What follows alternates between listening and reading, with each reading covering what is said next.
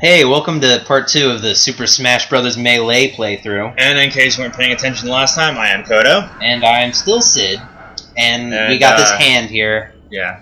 Fucking hand. Okay. We actually started recording before we got cut off. We were going on this whole thing about, what if this hand was the hand in Majora's Mask that comes out of the toilet and asks for your toilet paper, which is really a letter. And I was going on about how I thought it was Mario's glove. And then I started like wondering, does Mario have 5 fingers, or?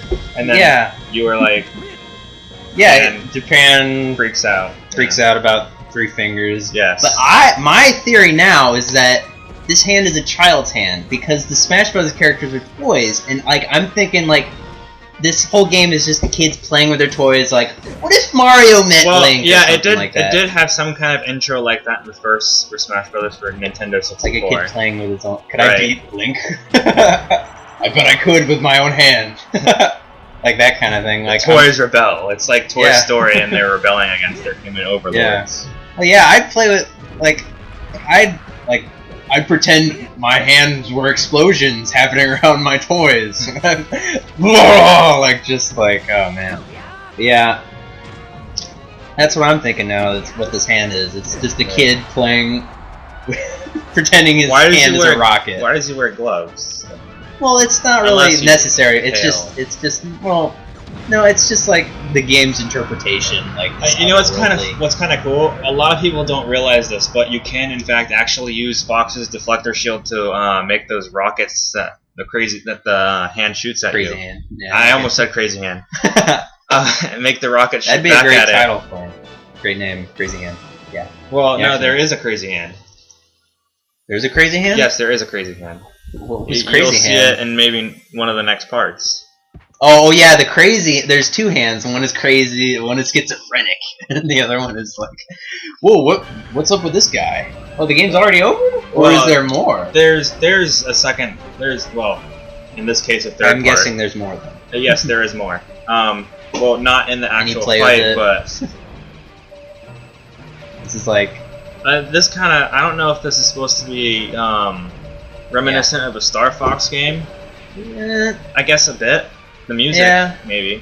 Oh, actual Japanese, like, letters or whatever they call it. I noticed that. Like, wow, usually they get edited out or something. Well, no, they have the Japanese letters, and then they have the English translation next to them. Oh, okay. Yeah. For your convenience, kids. Yes. For your convenience. What is that gibberish? Well, right see, there? You know what's an interesting fact about Japan? Yeah. They like putting English letters on their products just as much as we like putting Japanese letters on our products. And often they end up spelling something, nonsensical. English, of course. But I don't know why they do that. Like, but I guess some things, like the original Super Mario Brothers in Japan, it still says that like the title screen is in English. So yeah, they didn't have to do any translating. Well, no, they do. They do. Doesn't it have Japanese letters next to it after the English letters? Or? No. It doesn't actually. Like, was the concept for Mario made in the United States? No, it wasn't. But I guess they don't have like anything for Mario or whatever. I don't know how their language works, but maybe Mario was meant to cater to an English audience, like a Western audience, maybe. Well, a new foe has appeared. Oh yeah, game. Okay. Oh, Jigglypuff! Oh man. So formidable. Yes. Like, you could have gotten Charizard. You could have gotten... The freaking Cream Puff was kicking my ass for the first few seconds there.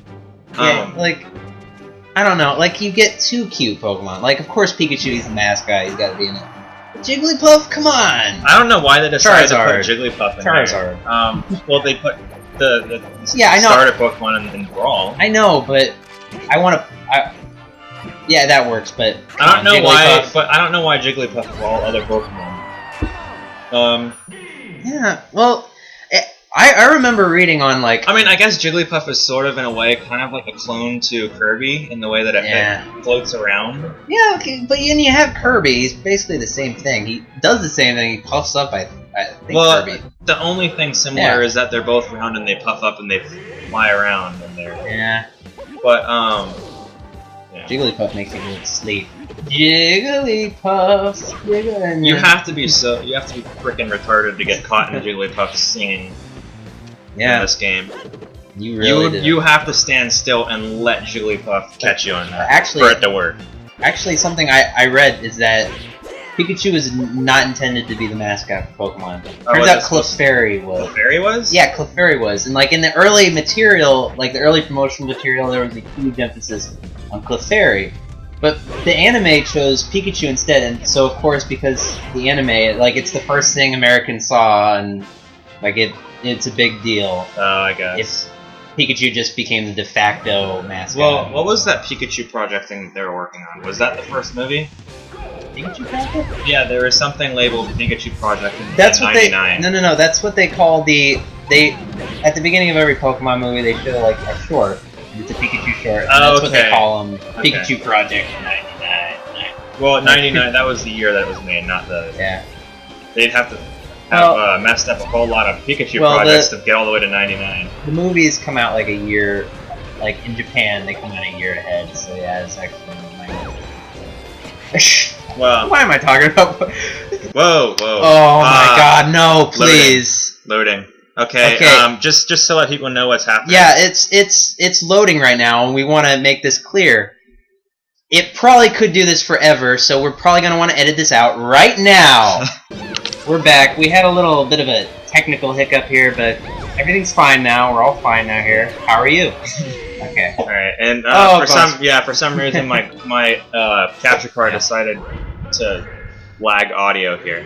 It'll catch up in a second. Yeah. Okay. But yeah, this sounds like a 80s instructional video, like exercise specifically.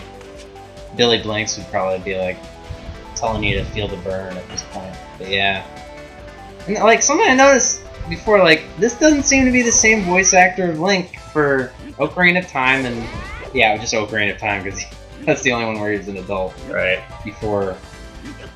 Yeah, he sounds more like a bitch in this one. Like he's more high pitched, like Sia, instead of like Sia. Like sounds manlier in Ocarina of Time. I'm just gonna put that out there. But I guess they couldn't get the same voice actors. But yeah, you're supposed to destroy targets, pretty much. You just saw that. And he's fighting Pikachu again, only not robotic this time.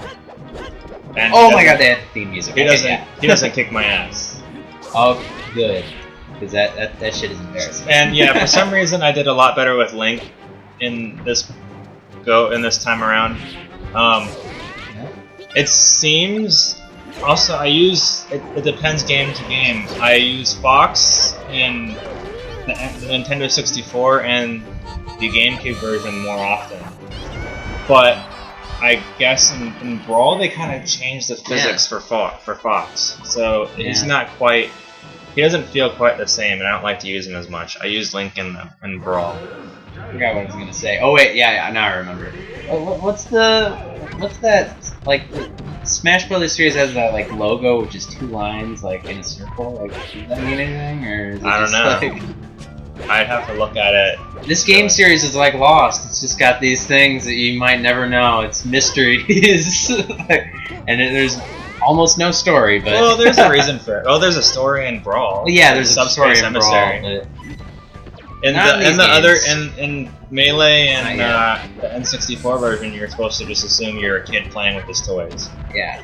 Yeah. Well, which is this Kirby? Is it Kirby inspired place? No, this is Yoshi's Island. Oh, Yoshi's Island. Okay, yeah. I am not familiar with Yoshi's Island. Oh, seeing Ness just reminded me, but a really cool move that most people don't ever use. Ness's down B move is actually some kind of force field thing that lets you absorb energy attacks and it heals you. Really? Yes. I didn't know that. But I did know that he has also not been in many games. He's not very popular in America. Well, Earthbound has a fan following, so yeah. But oh wait, did I? See, I always miss one. Always one trophy. Maybe they'll do the same thing they did with Pit and like Kid Icarus. Well, see, I didn't really know what Kid Icarus was until I played Brawl. Yeah, like that's the star power that. Well, then again, the guy like Sakurai, the guy who directs these games, specifically put him in the game so he could direct his own Kid Icarus game. I need to make him relevant again. I just need to shoehorn him in and make him like a major character. Right. It's like, oh no, he was here the whole time. We just, you know. I still not played Kid Icarus 3D. I wouldn't either. From what I've seen, it's like no. A lot of it, from what I've seen, a lot of it's rail shooting. Well, that's fine to me. Like I'm not into. Yeah, I'm not a huge fan of rail shooters on consoles. Yeah. Well, that was part 2. That was part 2, folks. So yeah. See you later. We shall be back with part 3. Part 3 right now. Joker.